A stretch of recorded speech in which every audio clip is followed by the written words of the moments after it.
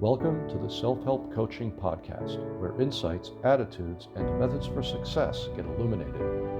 Learn what leaders and change workers have done and are doing now to create magnificent futures. We interview great guests who inspire you to overcome obstacles and achieve your goals. Be sure you visit our website at self-helpcoaching.com. While you're there, subscribe to us via your favorite network. Now, just relax as you listen. You can do something else, but be ready to make an important note. And let's get started. The title of this interview is Your Future is in Your Next Choice. I love that. And my guest is Dan Hegerich. Now, I'm going to read a statement from Dan. Usually I say things in my own voice, but I love what he said. It's so eloquent and powerful that I want to keep it in his voice. I'm not going to try to mimic him, but it'll be in Dan's first person as he wrote it. And he said, the newest thing over the last 2 to 3 years has been the explosion in online self-guided coaching, nutritional programs, movement and exercise programs, etc. Yet I still come back to the basics of intimate connection via live in-person coaching and still uphold the basic tenets to human life. Health is the foundation to life, and love is the purpose for living. Now you understand why I wanted to read that in the first person. I didn't want to dilute it from my point of view. So that is a powerful statement, Dan. So we're going to be talking with Dan, and we'll be talking about conscious healing, primal nutrition, self-love, primal movement, freedom, really fascinating and interesting and valuable topics. So let me tell you about Dan Hegerich. He is 6 times cancer survivor turned heroic life and wellness coach and an expert in conscious healing. Dan generously shares his knowledge, wisdom, and insights born out of his experience with terminal cancer 6 times. Over the last 2 decades, Dan has traveled extensively learning from experts in the fields of nutrition, movement, detoxification, and mental performance, resulting in greater understanding of life and love. As a coach, Dan works one-on-one with those who desire to optimize their health and align each moment with purpose and meaning in their work and relationships. As the host of Do the Cure, and that's also an acronym. What does it stand for, Dan? I'm going to hold that back until future hold reference. On it might be fun down the road. Very good. I love Yeah. it. So he hosts Do the Cure. It's a podcast like this one. Dan's mission and purpose is to make a contribution to the eradication of chronic degenerative diseases as part of the human experience. That is quite a background, biography, and endeavor. Fantastic stuff. Welcome, Dan. Yeah, thank you, Tony. This has been amazing. I mean, we just mentioned something about technology, but this is the beautiful part of using technology for the evolution of our own species, and ourselves and our own species. So, and you're so warm and friendly. This is a joy right now already. Thank you very much, Dan. And this is going to be a really great conversation interview. I mean, I don't have to repeat what I just read about you. You really espouse the value of one-on-one coaching. And I was a life coach. I know how great it is. It's so rewarding for both parties. But now I'm the head of a technological coaching company. We're creating an app that's going to revolutionize self-help and indeed coaching. But I'm the first one to say, you can't mimic, as far as I know, not yet, the one-on-one connection, the real thing, real people connecting with each other, especially an expert, where one can guide or use techniques or intervene. There's no parallel to that. So, but what I created with Proficio, which is going to transform self-help, and people are going to love self-help because most people are not into self-help. I contend primarily because they fear failure, but there are other reasons too. But when self-help finally works because of Proficio, this app that I created, which makes it work. I mean, if self-help worked, I would have been a millionaire a long time ago. Self-help doesn't work, right? Because I'm still left with me, right? I'm the problem, right? And I am also the solution when I ask for help. Yeah. And so, because, you know, and I'm not a person who ever mitigates the value or the ability of a person, but I strive to stay humble. And I say, by myself, I can do really good, but it's only in cooperation with others that I do great. This is the thing. This is it. So great stuff, man. I mean, you got an incredible background. Well, it was, you know, I was a civil engineer and I was following the American dream. Right. So we know the script that we've been conditioned to follow with nuances, right? And idiosyncrasies within each family member and culture. Yeah. So the American dream was go get a good education, get a good job. Now I'm going to be egotistically set to meet the right woman. And then I can marry that woman, get a house, have children, save for retirement, starting at 22, 23 out of college, start saving for retirement. And my only concern was, oh, I better watch my retirement plan. And then you get the house, you get the kids, and then you wait for grandchildren, and then you retire, and then you die. So if you're Catholic, that's suffer, die, and get buried, right? That's just the simple way of life that we're programmed in.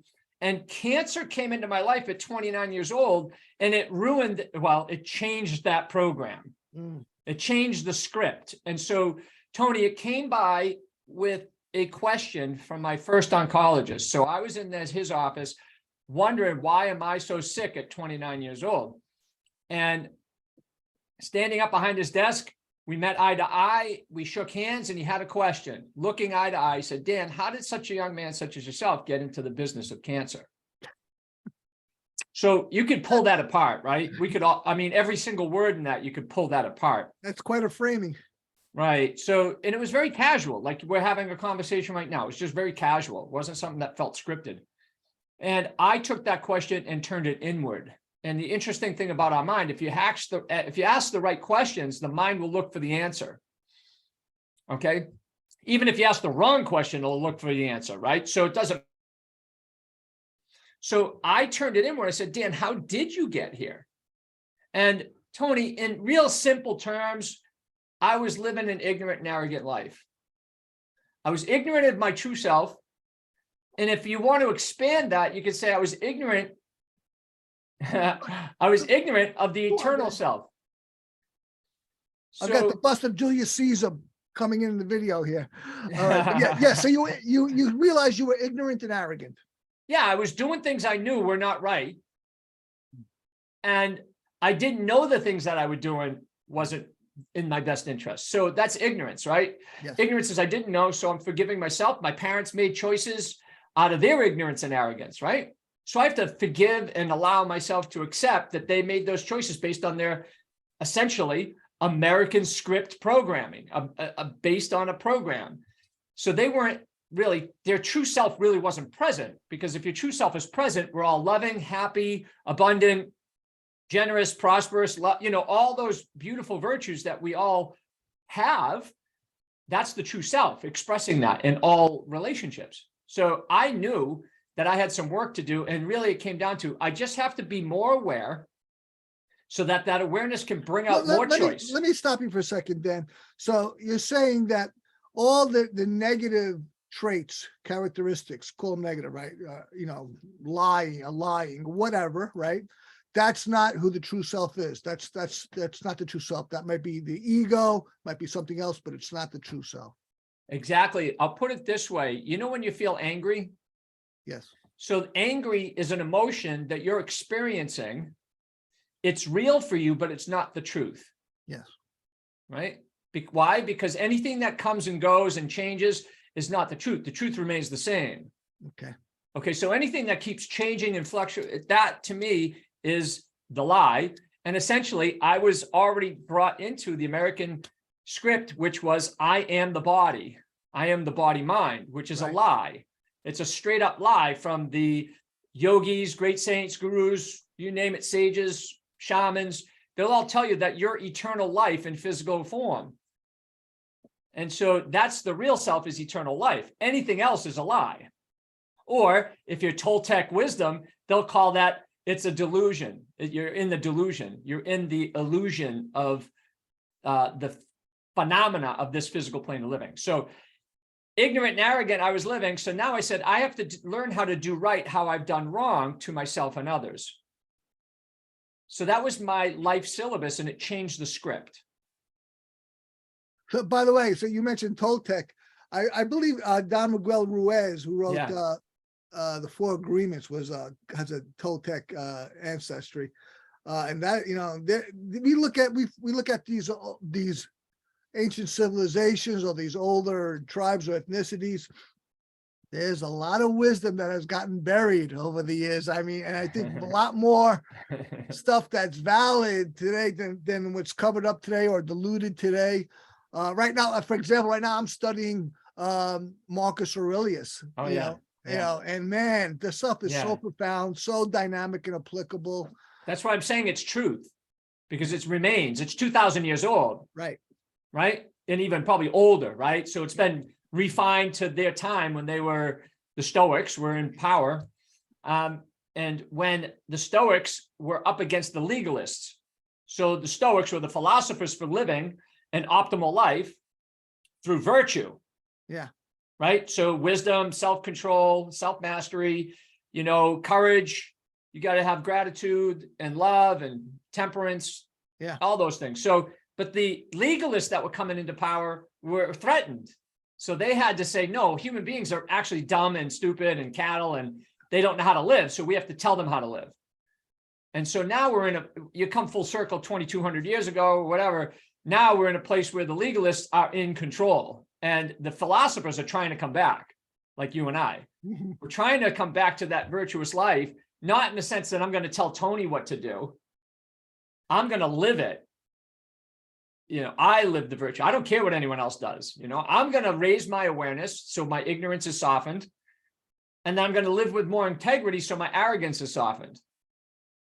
Right? And awareness just brings out more width for the choices that we have. Right? So awareness is just necessary to make choices. Because mostly when you're in the program, you don't think you have a choice. You're just going by what you're supposed to be doing, and I don't have a choice. So now you're on that American dream is really a victim pathway in some regards. Certainly there's other pathways in it, but most people are on the victim pathway. But when you switch to the heroic pathway, that means you're going to have courage. And that courage is expressed through the heart of your own loving nature, your true nature. So that's the pathway of knowing what's right, doing what's right, and doing what's right, knowing what's right feels good. Totally. You know, courage is my highest value, and I don't pretend to be some sort of hero, because I'm a committed self-developer, but quite frankly, I mostly fail at self-development. You know, I mostly am not the person I want to be. However, I am committed to self-development, and I am courageous enough to keep at it. So I'm in the game. I'm still in the game. The program's really hard. The programming is hard. I mean, you go on every street corner. If you want a quick coffee, it's on every street corner. Right. You know? So, absolutely. I mean, or sugar, you know, I mean, we're bathing in vices that have become virtuous. Yes. Right? Absolutely. We're bathing in it. It's on billboards, right? God. It's everywhere that your vice has now become virtuous. Yeah. Like incredible. Learn, you know, get your potential from this cannabis dispensary. Like right. Learn about your potential from this dispensary, right? So that's a vice, potential vice, being misused to think that you can actually conquer the world as long as you go to my dispensary, you know? Absolutely. So that's an example. Or gambling, right? Gambling's all over the place. It's another vice that has become virtuous. Instead of risk-taking, you're an entrepreneur. So that's risk-taking, different. That means you have awareness of the risk right. and the choices you're making. That's totally different than gambling. Right. Essentially, I gambled with the American dream script. Yeah. And I know someone who tries to justify his gambling with with risk taking and investment. I'm like, okay, yeah, you can make that argument, but how's it working out for you? Well, a professional gambler is not a professional gambler. They're different. Yeah. They're totally different. Right. But you can also, this guy calls himself professional gambler and he's totally broke. Right. Well, well, there you go. His philosophy's not working. Is denied. Dan, let's take a moment to hear from our sponsor. I'm going to come right back, and I'm going to start getting to some meaty questions, but this has been great so far. Really great. We'll come right back after this announcement from our sponsor with Dan Hegerich. This episode of Self-Help Coaching is brought to you by Perficio. People start something, then something comes up, or they need a break or even a vacation, and they often never get back on track. Perficio is designed to allow all of this. Visit www.perficio.io. That's PERFICIO.io, where you can live your life as you learn and make progress toward your life-changing goals. You're listening to the Self-Help Coaching Podcast with me, your host, Tony Petrozza. We're having a fascinating conversation with Dan Hegerich. He's talked about the veil of today's society, really the illusion that's going on all around us, whether it's done deliberately or not. All sorts of things are going on, and we know what's the right thing to know or do. It's a difficult discernment. So let me get into my first question, Dan. Empowerment is a popular self-development topic. Mm-hmm. How would you describe or define empowerment? Empowerment is being able to take the choices, know the choices, and take the action on who you want to be in the world, right? And having self-control over the old self, trying to pull you back into the old habits that take you away from who you want to be. So the more in a day that I make choices that bring me towards who I want to be, that's empowerment. It's very simple, right? It's just in the choice and the action that takes me towards who I want to be and become. Has nothing to do with what I'm doing, has nothing to do with what I'm earning. It has nothing to do with any of that. It's who are you being, okay, and becoming. And we know that what you do today sets down your destiny for tomorrow. It sets the tracks, right? So empowerment is just that. And it's really you could say empowerment is often regarded as I give power to you, but really as a coach, you're just trying to assist a person to cultivate their own internal empowerment, their own power. So they're giving power back to themselves. I totally agree. I'm an NLP practitioner, and Steve Andreas was a great NLP creator and early guy, pioneer, author. He died recently, but he was controversial, which I love. And I remember him tagging Tony Robbins, who's NLP's rock star, because Tony Robbins really professes power. Indeed, when his first book was called Personal Power, or his home study course. But Tony Robbins says that personal power is the ability to act, and I agree. However, there's the thing that comes before acting, and that is who I am.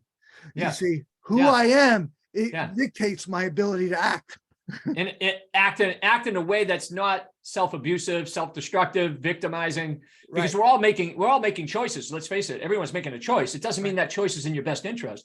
Absolutely. But the empowerment one is that you're intentionally making a choice that brings you to this sense of self that you want to see in the world. Like Gandhi said, be the change you want to see in the world. So empowerment is making those habits based on who you want to be in the world. And then you can be who you want to be in anything you're doing. You could be a cashier at Walmart and change Walmart. And depending on the level of being you are. One of my favorite quotes is, I don't know who said it offhand, but he said, it was he, I think. He said, everyone thinks to change the world. Nobody thinks to change himself. Yeah. And that is the key, or at least the best way to change. And they point fingers that they want the community to change. They want the government to change it. They want the town hall to change it. Exactly. I get it. I know I'm a fan of community, but each community is made up of individuals, and it's the individual that has the power.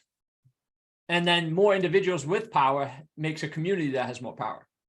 I think that the critical component here, or a critical component, or at least a counterbalance, is the ecology. As we say in NLP, neuro-linguistic programming, when we make a goal in NLP, we say well-formed outcomes. We have to consider the ecology. What are the consequences? What are the implications? How's it going to affect other people? Is it going to all be good, or is there bad here? Is there a negative effect to other people or groups of people or the environment? Because that has to be considered.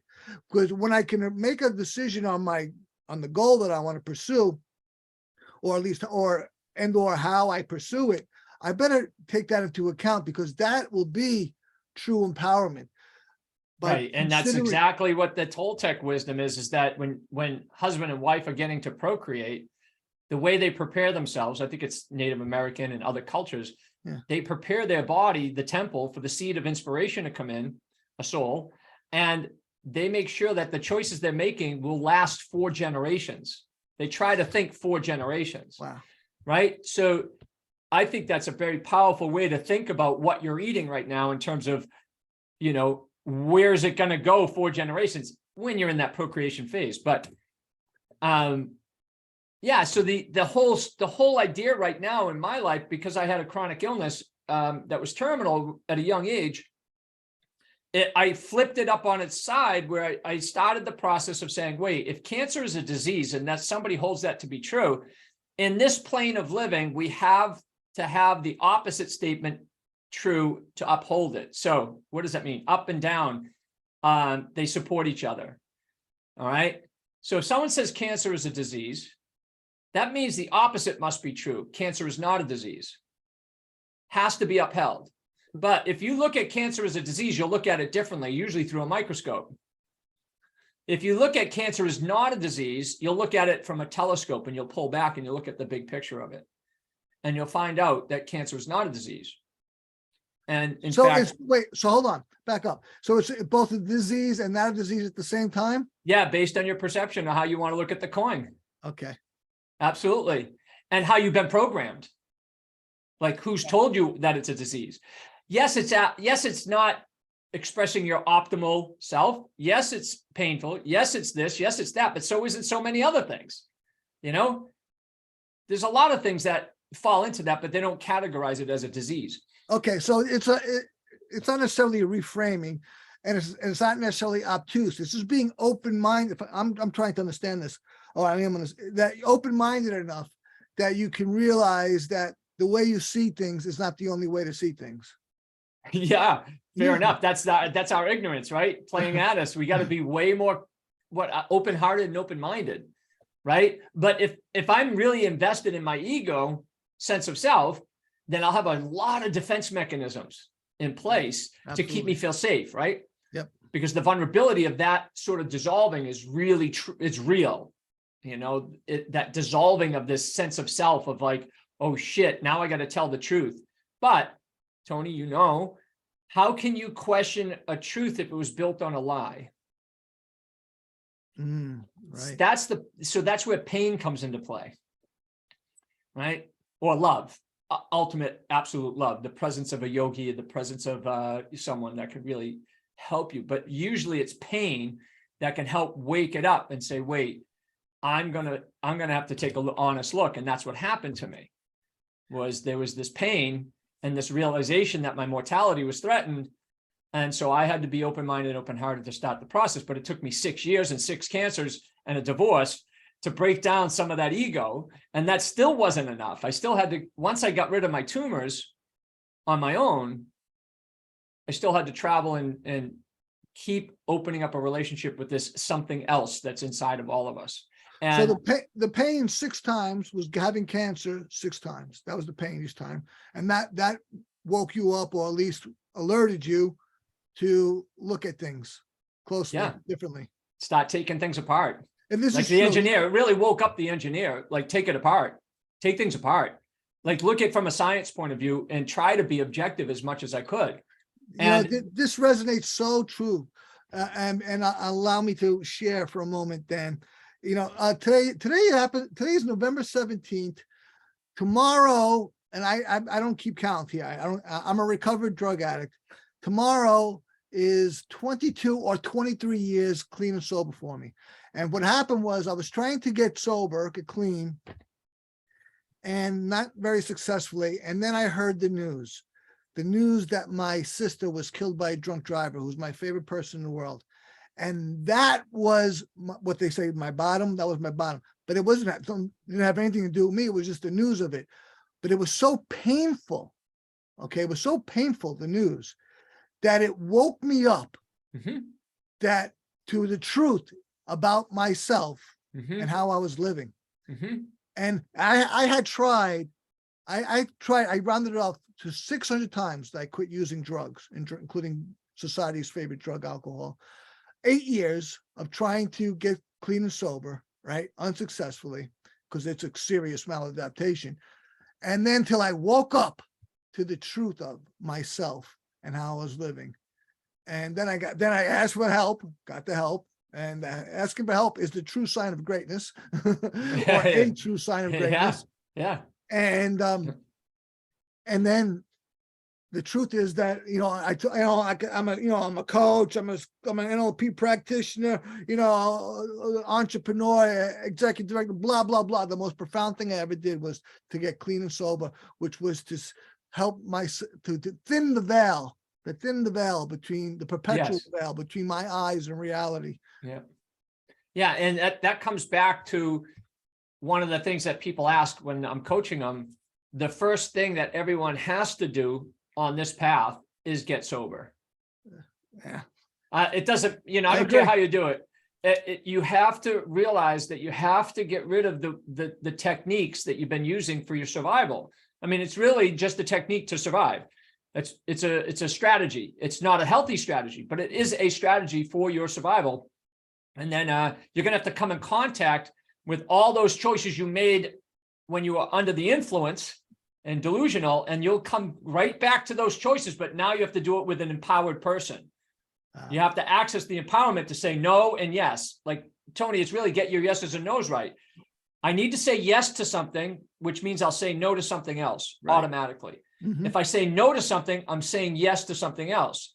So just keep in touch with identifying with what it is you want to say yes to. What is it? And for you and me, when we bottom out in that suffering, I didn't come to planet Earth under my God to suffer, die, and get buried. that was what I was doing. I was living that life, suffer, die, get buried. But the suffering was unconscious.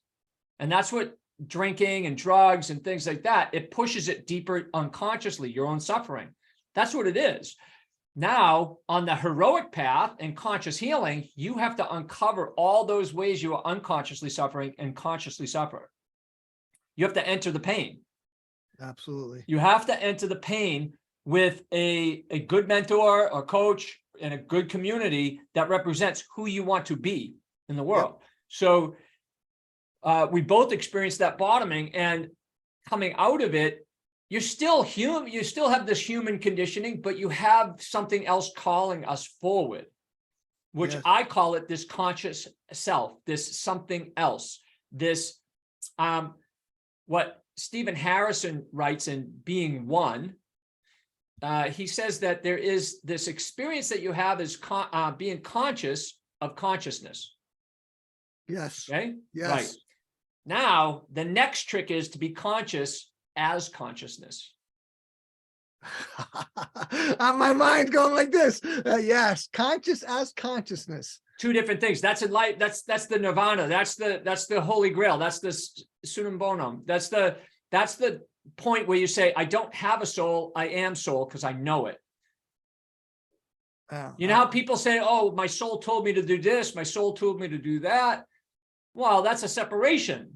Right. Right. So you're conscious of consciousness, but you're not conscious as consciousness, because then it comes into oneness. Yeah. I mean, I know, I mean, of course, I'm a spiritual person. I walk a spiritual path. And you're blowing my mind right now. Well, I'm just sharing the experience that is driving me. And in my life, the American script about marriage too. It's the same thing. You make me a better person. We come together. We're one union. Well, that's not holy matrimony. Holy matrimony is that part of you that says, I am a soul, and the actual soul, and they come together in holy matrimony. Okay. And now it's just, I am. All right. Yeah. I am it. And that's what everybody on this listening to this is it. You're it. You're it. You're that's it. You're it. And however you see the world right now is the way the world's going to go. So the it is the collective us. Is that it? You're the collective it. I. Yeah, through the individual. The collective I, the us that seems like the me. Yeah, but it's still through the individual, and then they all come towards that same place, that holy matrimony, which is that coming together of masculine and feminine energy in the presence of this something else. Wow stuff. We're gonna take a commercial break, and I'm gonna digest that for a few seconds, and then we're gonna come right back with Dan. Great stuff, Dan. This episode of Self-Help Coaching is brought to you by Perficio. What are the secrets to wealth? Benjamin Franklin taught them, but people are ignorant or just forget. What if you make sure neither afflicts you? Visit www.perficio.io. That's PERFICIO.io, where you can actually become certain you are on your way to wealth. You're listening to the Self-Help Coaching Podcast with me, your host, Tony Petrozza. Dan Hegerich just blew my mind. So I'm just going to, as I sit here and let that go on, I'm going to get into the next part of this conversation. All right. So we talked about some recognition here talked about consciousness and different ideas or facets of consciousness. So let's talk about conscious healing. What is conscious healing? I think we touched on it in the last segment, which was basically you have to enter the pain. Entering the pain is a lot less painful than resisting it. And you have to do it sober. You have to do it with consciousness. You have to do it with acceptance. You have to do it with some grit. You have to do it with a lot of different virtues of courage. And to be honest, conscious healing is about opening a relationship with faith. So it's recognizing that pain is a signal to you. Pain is a signal that something needs to change. Right. And so then now instead of running away from the pain, which we tend to do naturally and conditionally. Yeah, we avert it. We just, Right. Yeah. And we chase pleasure that we get. And the more unconscious suffering we have, the greater the need for immediate gratification. Yeah. Does that make sense? Yes. But you can't, but you're chasing immediate gratification, but then you have to keep doubling down every time you set the bar because you can't satiate it. Yeah, it's a circle. You know this from drinking, right? And drugs. You can't satiate that victim pathway because the call to live a heroic life, the empowered life, is always there. And you're in that conflict of knowing and trying to numb out the knowing. Yes. And that's the conflict. You can't keep that conflict going, and you can keep it going. I'm sorry, that's a choice. But knowing that at the end of that rainbow, it's death and it's problematic to a lot of people around you. Yeah, it's a fool's errand. It's you can keep on living till the day you die, and there's all kinds of qualities of life. But I'm here to tell you that addiction, or if you and there's it's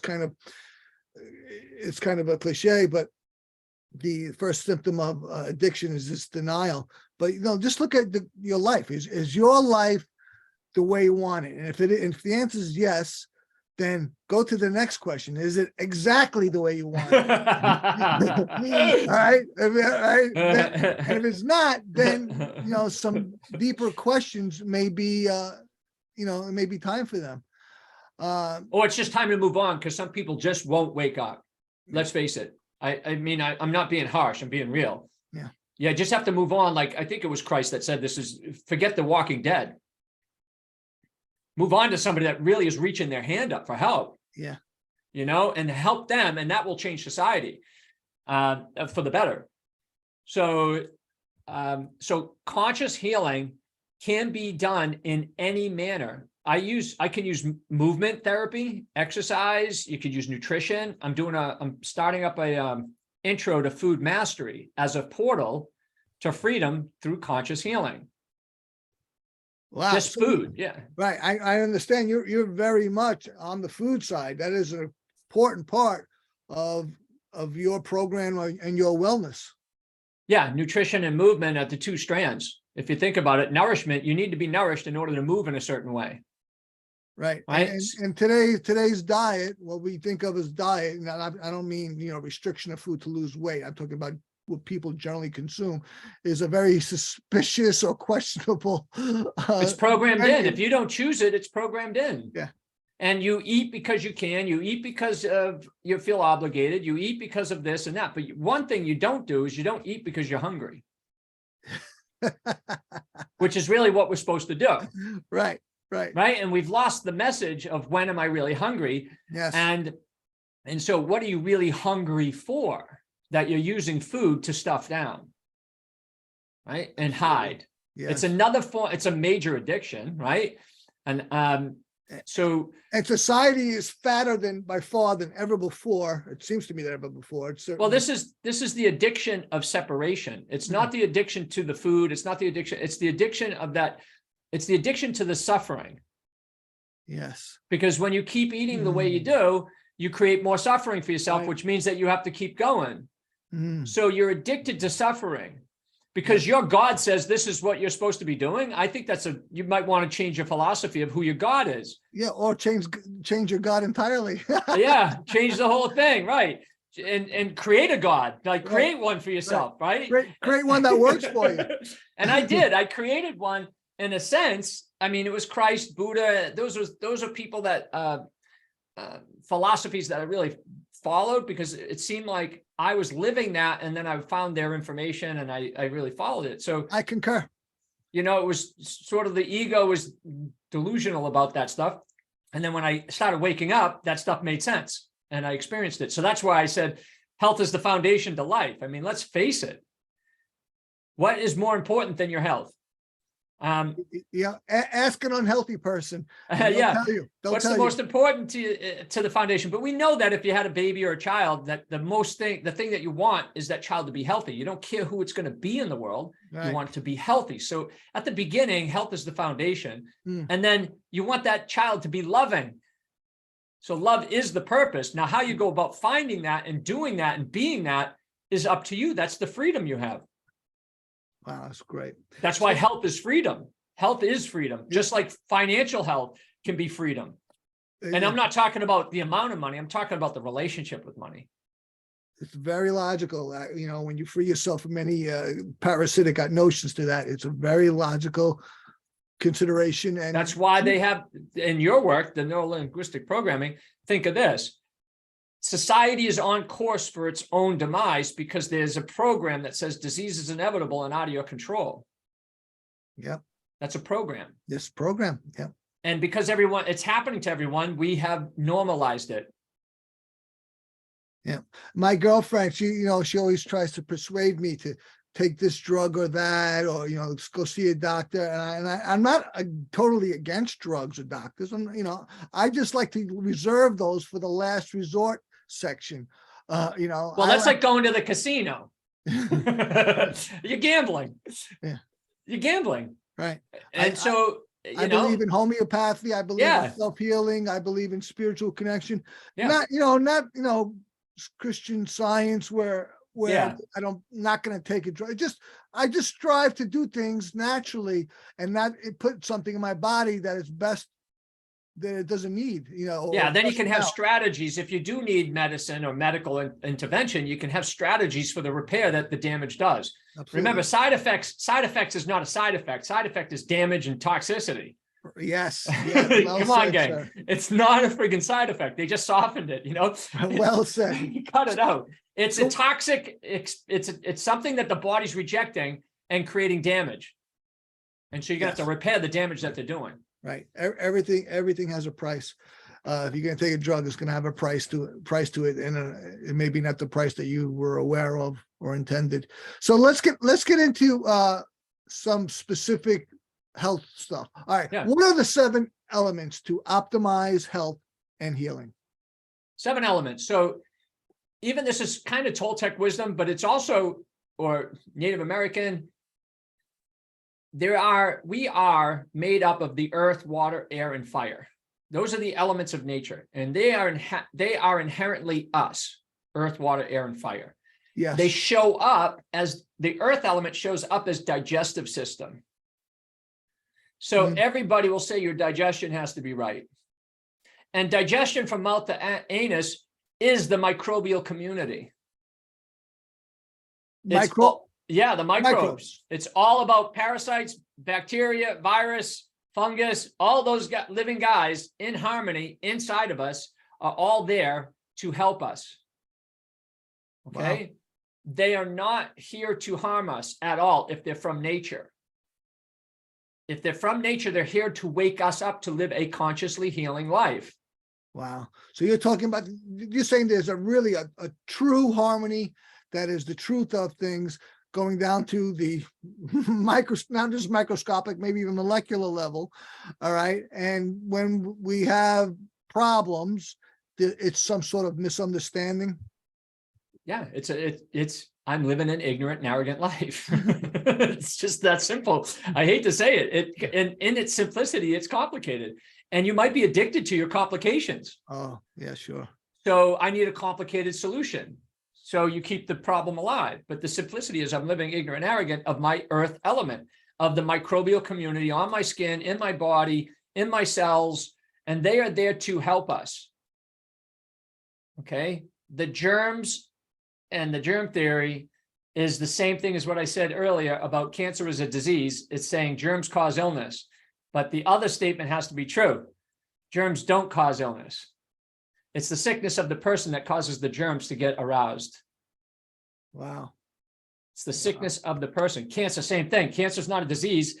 It's the sickness of the person that causes cancer to be created so you can live a consciously healing life and get empowered.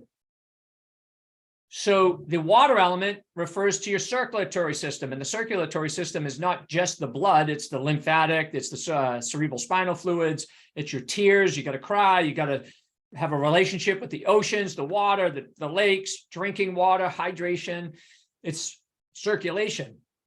Then you got the air element, which obviously is the respiratory system. How you breathe, not only breathe, but what you're breathing is very important. And then the fire element, which is the ultimate element because it represents transformation at its peak. It's the sun, it's the light. And if we have told that we are the light, then we need to understand that we need a relationship with light and not artificial light. Think of artificial light like artificial sweetener. Very problematic at that element. Very problematic. And what do a lot of doctors tell you? Don't go in the sun.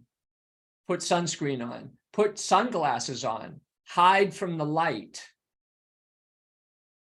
It's not right. It's not in alignment with what you are. So then you got the mind.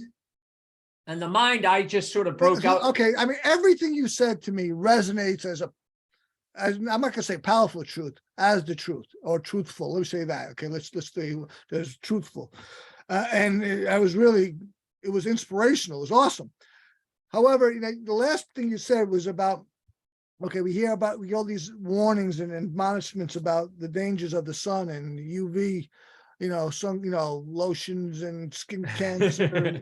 and you're saying that maybe it's not as truthful or we don't have to be so afraid of the sun as we've been conditioned to be. No, we're meant to be in the sun, but we're meant to actually understand that the sun, the light, the fire therapy or the fire element is in us. Yes. And it refers to our nervous system and hormonal system. So if you're having a problem with skin cancers and stuff like that, I already know there's compromise at the nervous system, hormonal system, respiratory system, circulatory system, and your digestive system. Wow. I know that you're blowing me away because this is really profound stuff, man. This whole thing. Well, which I think you stole from the Toltecs, but I don't know. I personified it. It's certainly not my original thinking, but Leonard Orr was one who was the father of rebirthing and breath work in the West here. And he had his 7 elements and I personified it. So I don't take credit for the the framework, but I put it through my personal experience as an engineer. And now I'm just sharing, I combined it with Harold Percival's work. So I mixed the ingredients. So let's face it, Tony. I was only being facetious. I know, I get it. I know I'm defending myself, but that's all right. No, I want to say that certainly. I was only being facetious. Okay. I do the same thing. I got a sense of humor. I mean, I'm a very unique, I embrace my individuality, my uniqueness. However, the most creative people hide their sources, and we have learned so much, but you're personifying is you've learned things that you have found to be the most resonant or powerful or relevant, and you're putting it together. Yes, as a framework to follow, different script, right? A different way to follow. Instead of the American Dream script, I want to follow a different one, which is a framework. So every framework has its, what we call as engineers is field fitted. You have to field fit that and artistically express it, right? So the mind comes up, and now the mind, wow, you have to get control of your mind. Yes. And you have to direct it to whatever ends you desire. That's Napoleon Hill. Yep. Right? I don't ask for more riches. I ask for more wisdom for which to use the riches you gave to me at birth, consisting in the power to direct and guide my own mind to whatever ends I need, right? I want. Yes. So the mind is it. But now, in order to do that, you have to rise above emotionality, because you have to access the ability to reason, access higher reasoning, and be objective in the moment of your emotionality. Because the emotions are real, but they're not the truth. Yes, absolutely. That's that emotions are a great curse and blessing. Yes. And then, of course, you want to access your creativity, the mind of creativity, the mind of, the emotional mind in the sense of as a guidance to guide you to the next choice that you're supposed to be making. That's what it really is a guidance system. And then you've got love at its core. And I asked clients, I say, define love. And they haven't thought about it because it's been programmed in what love is, right? By Hollywood, by anybody, right? So I had to sit for a couple of years and think about love. What is it? How do I have a framework so I can know if I'm loving? Right? Generosity, you got the classics, generosity, encouragement, we got kindness. Yeah, I got that. But what's a bigger version of that? So I want to share that with people because I think they're going to jam on this. So love. We're gonna continue this. We're gonna take commercial break. Then we're gonna continue with this because I want to go in a direction. Great stuff. We'll come right back. All right, take us away. We'll come right back with Dan Hegerich. This episode of Self-Help Coaching is brought to you by Perphysio. What if there was a self-improvement program truly personalized to you, that knew and cared for you deeply, that whatever was going on in your life adapted for you perpetually? Visit www.perphysio.io. That's PERFICIO.io, where you can start a program that will always suit you, considering all the pressures and nuances of your life. You're listening to the Self-Help Coaching Podcast with me, your host, Tony Petrozza. We're having an incredible conversation with Dan Hegerich. I mean, I don't even want to stop him, but I have to take a commercial break every now and then. But he was just going on about love, being loving and generosity. That may allude to my next question, which I want to get into. What are the top 3 areas of life people would need to bring awareness to in order to live an empowered life? Was lovingness and generosity part of it? I don't know. I like it. That's great. I think we're in connection. I think we're aligned, Tony. So I think the 3 areas of human life that we have is our health, our wealth, and our love in relationships. Health, wealth, and love. Right. So we want to know that we have our health. We want to know that we have our wealth, but I don't want to define that as our finances. I want to define it as your creative imagination brought into tangible reality that somebody else will value and improve the quality of their life. Yes, sir. So the person who is the wealthiest is the one that can take a creative inspiration and bring it tangibly into reality so other people can improve the quality of life. That's the wealthiest person. That's probably the best definition I've ever heard. So don't get stuck on money, get stuck on your creative ideas that you want to improve the quality of your life or the life of someone else and bring it to the marketplace. Okay. And forget about the money. Just be creative. Okay. Fantastic. And then you're wealthy. And guess what? Creativity is unlimited because you tap into the source of creativity, which is unlimited. According to you, Dan, I'm a multi-trillionaire. And you probably are. It just doesn't, it hasn't made its way into tangible reality yet. So you know what? And I'm working on that. You know, I'm creating this. I have my app, Proficio, is going to revolutionize self-help and personal development. My company, Auxilium, I have a partner, and we're going to staff out as it grows. And I'm always working on creating this company, how I imagine it. Yeah, And I would just yeah. work. I would just work on it before this interview. And it's so unique. Great. It's so wonderful. It's going to be such great service to both the customers as well as the employees. Well, this is the time for it. This is what people want right now, you know, and I hate to say it. I don't even care about that. This is my expression of myself. Yeah, this is you. This is you, right? Right. Well, in the sense that it's going to improve the quality of someone else's life, you know, Yeah. and so love is the essence of it, because self-love is absolute love. Self-love is absolute love, and it's what's needed to get yourself healthy. Right. It's what's needed to get yourself creative and get seen, heard, and felt. So self-love is at the core, but people get misunderstood about what self-love is. And we've defined it earlier in some way, which is self-love is who do you want to be in the world? Yeah. That's self-love. And self-love says, I'm going to exercise the actions and create habits on who I want to become. That's loving the self. And I'm going to say no to those habits that take me away from the self I want to become. That's an act of self-love by saying no. Saying no is not something that's bad. It's an act of self-love. When you're under the conscious impression that you're actually going to create someone that you want to, that you could feel not just pride, but you could feel really jazzed about, in that you're going to help yourself first, then you can help others, or you're going to help others, which is the same thing as helping yourself. So it's just two different pathways. I had to spend 20 years helping myself and indirectly helping others along the way, because I was so damaged by chemotherapy, radiation, bone marrow transplants, the divorce, psychiatric drugs, you know, so I had to clean all that up. And it wasn't until about 2018 where there was one switch that went on that started to shift. And that was because of movement therapy. So we could do another podcast on that. Yeah, it wasn't a special food. It wasn't this. It was actually this movement therapy.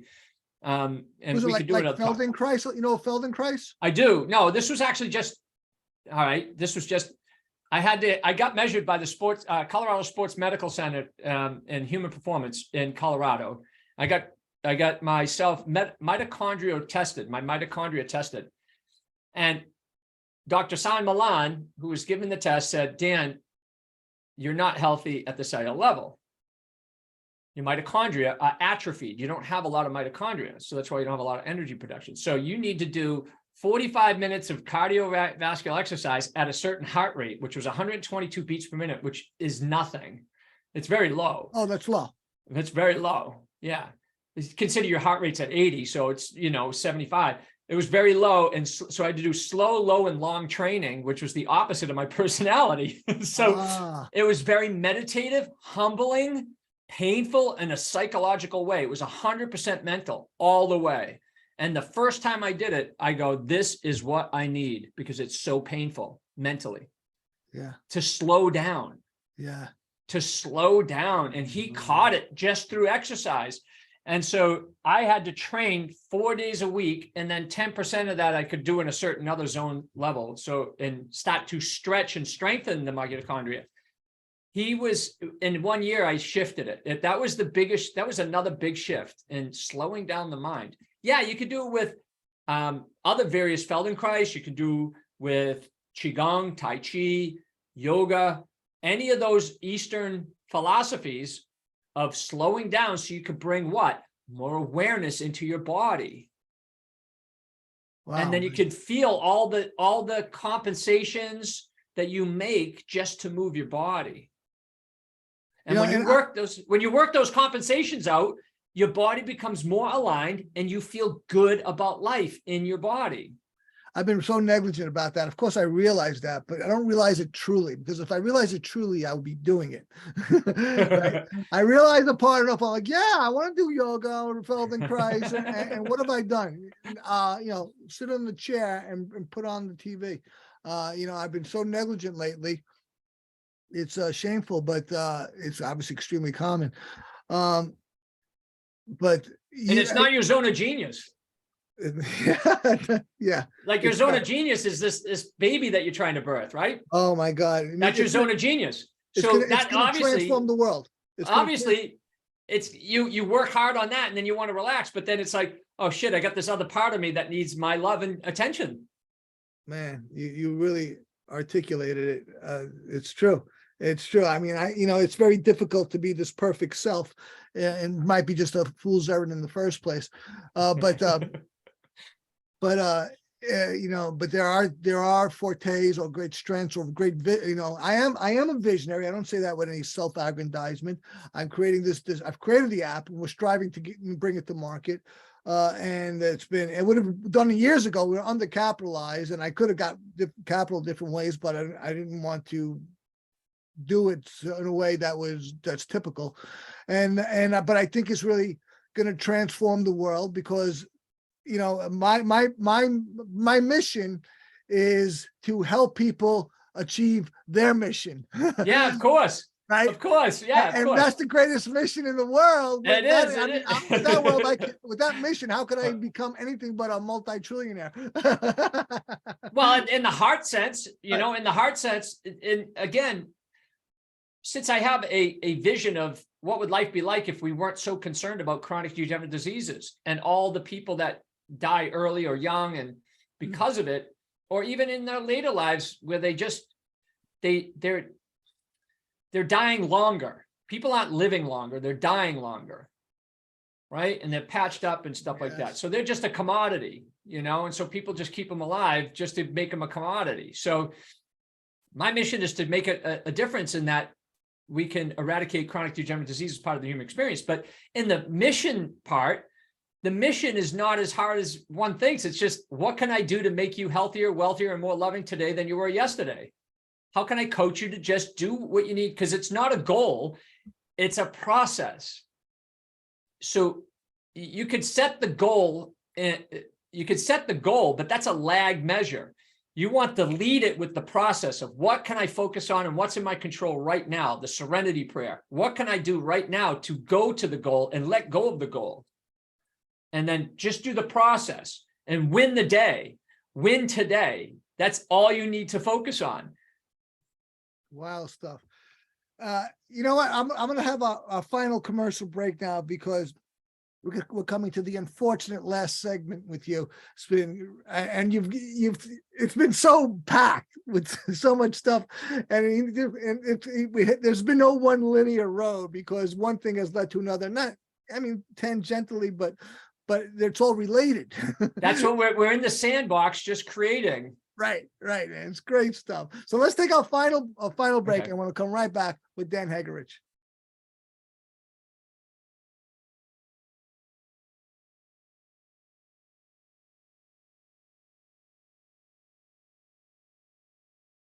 You're listening to the Self-Help Coaching Podcast with me, your host, Tony Petrozza. We're having an extraordinary discussion with Dan Hegerich about health and vitality and spirituality and just say life, living a life that's rewarding, worth living, that's perhaps nothing like it is today, but we've glimpsed that can be possible.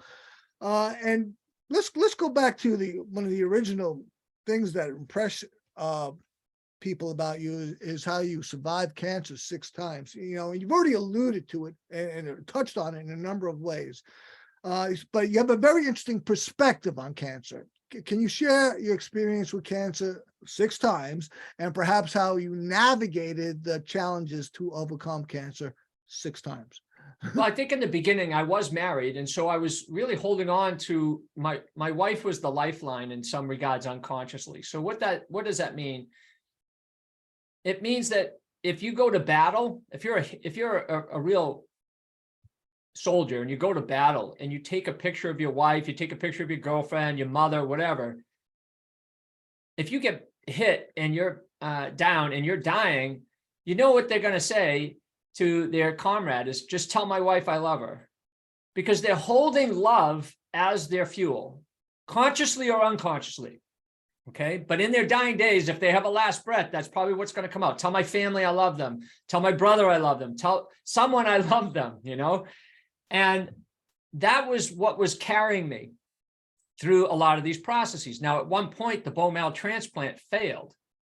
And I remember I was so disappointed, so discouraged. I looked at my wife, we talked about it. I said, look, I don't want to do chemotherapy anymore. I just want to ride this out and see where it goes. And of course, that scared her. So she's like, I can't live without a guy. You know, this is my American dream is we're supposed to be married and, you know, have kids and yada, yada, yada. So she grabbed me by the lapel and she basically just really infused me with all of her life energy. It felt like it was almost like the paddles from resuscitating a heart. You know, it just felt like she shocked me into taking the next step, which she said, Dan, you have to do chemotherapy. You have to do it. It was more like I have to do it for her, you know, and for us. So my love for her and stuff like that, I said, you know what? Okay, but you know what? I'm going to have to make some serious changes in my diet and exercise program.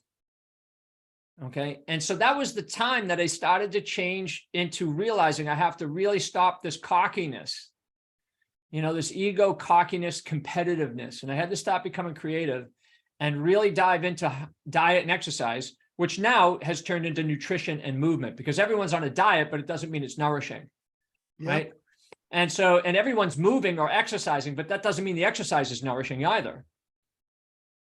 Right. Because that exercise that you're doing is probably malnourishing.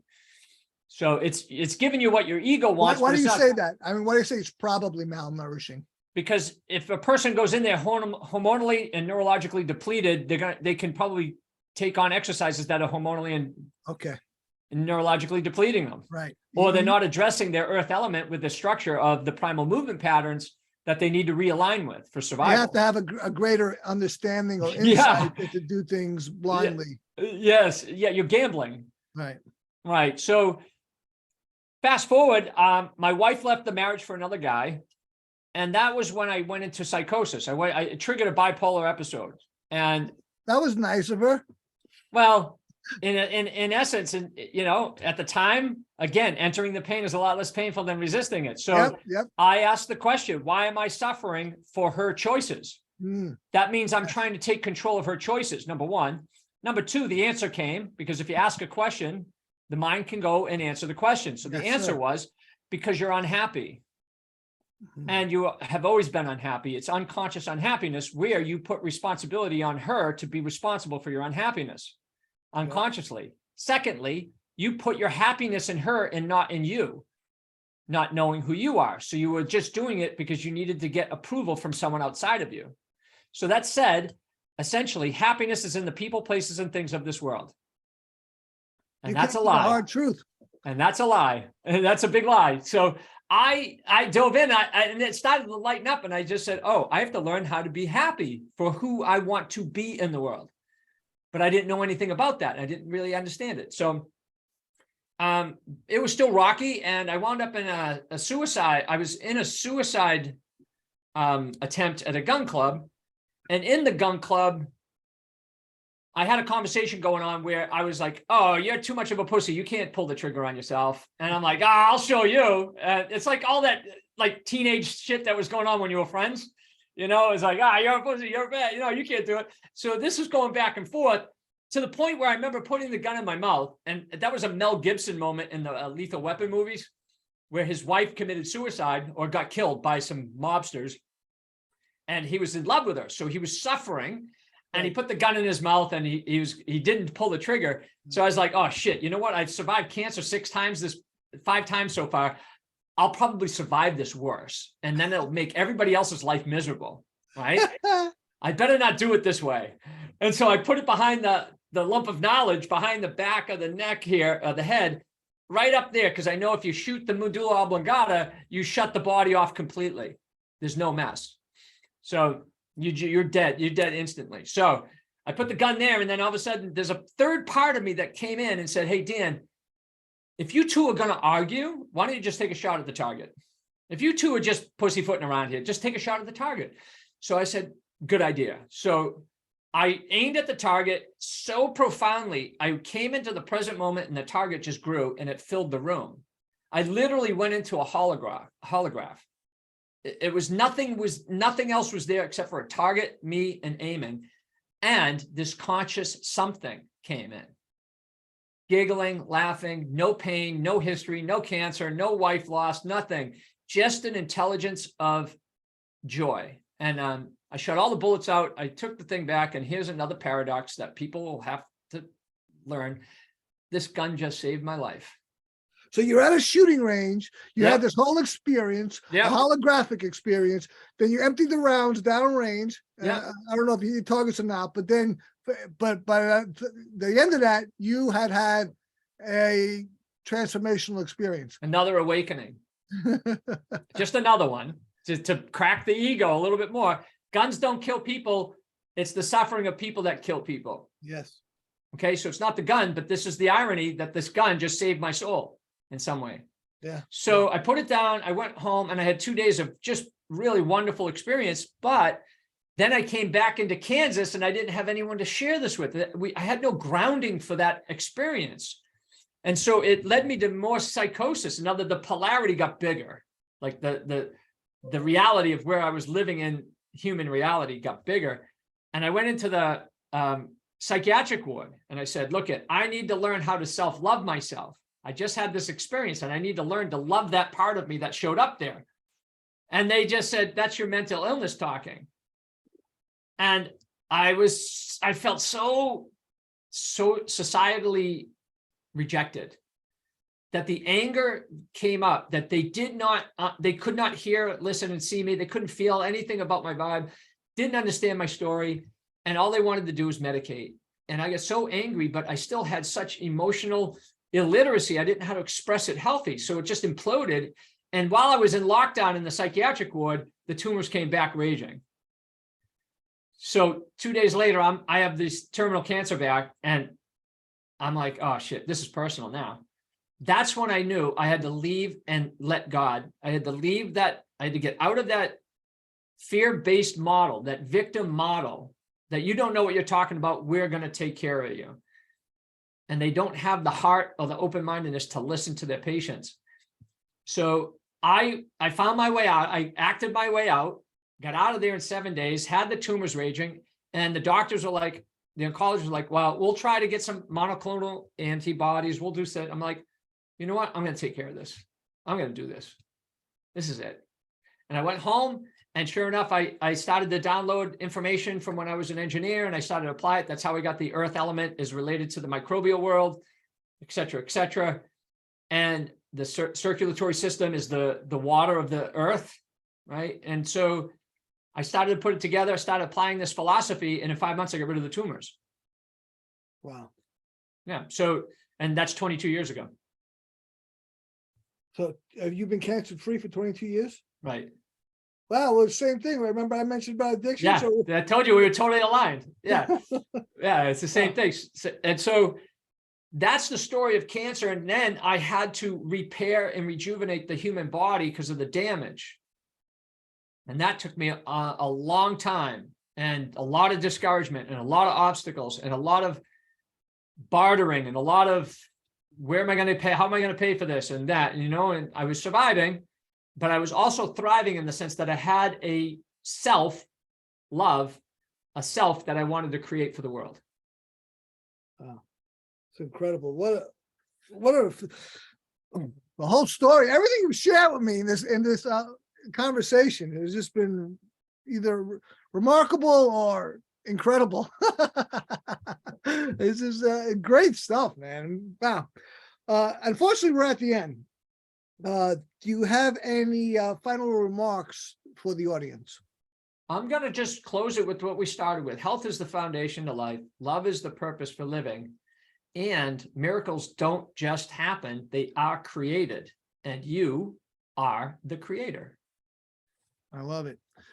Dan, this has been a truly very interesting, very organic, but I think very valuable for a number of different listeners or different kinds of listeners. Obviously, things that resonate with people resonate with them. But I mean, in general health, I mean, I'm a generally healthy people, but you've inspired me to have some, if at the very least, introspection, and even better than that, taking some actions on improving myself or going to the next step the step that's been waiting for me to take. So it's been a really fantastic discussion. I really appreciate it. And how can a person find out more about you or get a hold of you? There's two best ways. One, you can check out my website so you can get the backstory and read a little bit of what we just shared today. So it's more written down, right? So Yep. My website's more informative rather than catchy and, call to action type thing. And then you can email me directly at Dan Hegerich. Well, the website's danhegerich.com. Right. That's Heger, people. Okay. Yes, I see it. So, And then you can email me at the same name, danhegerich@yahoo.com. If you want to have a 30-minute free discovery call that we could just dive in and I can connect with you and see how I can best serve you to be healthier, wealthier, and more loving today than you were yesterday. Wow, very kind of you, great and generous of you. So people, I recommend you go to danhegerich.com to check out more of what he's about and what he espouses. A lot of fascinating and valuable stuff. Or if you're interested in really addressing situation and making improvements, take him up on his kind offer for a 30-minute call. Was that? Yeah. 30-minute call with Dan. I think that I recommend it because you really impressed me. I don't say that in a boasting way, but you really walked the walk and been through some hardship, man. Fantastic. It's been my pleasure to meet you, Dan. Thank you very much for coming on. And I want everyone to remember, we're all responsible for ourselves and we could all use a little help. With that, thank you so much for listening to the Self-Help Coaching Podcast. And thank you, Dan Hegerich. Thank you for tuning in to the Self-Help Coaching Podcast, where insights, attitudes, and methods for success get illuminated. Learn what leaders and change workers have done and are doing now to create magnificent futures. Remember to visit our website at self-helpcoaching.com and enjoy even more great episodes like this one. Again, while you're here, subscribe to us via your favorite network. We look forward to seeing you next time on the Self-Help Coaching Podcast.